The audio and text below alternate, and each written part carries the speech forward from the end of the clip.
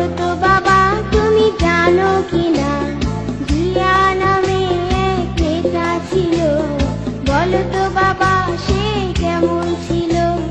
জিয়া ছিল এক মহান নেতা, যার ঘোষণায় ছিল স্বাধীনতা। জিয়াউর রহমান, সে জিয়াউর রহমান। জিয়া নাকি কোদাল হাতে মানুষের সাথে মিশে খাল কেটেছে।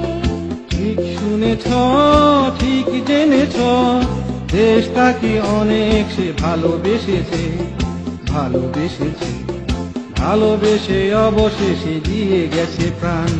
বলো তো বাবা তুমি জানো কিনা, জিয়া নামে এক নেতা ছিল, বলো তো বাবা সে কেমন ছিল?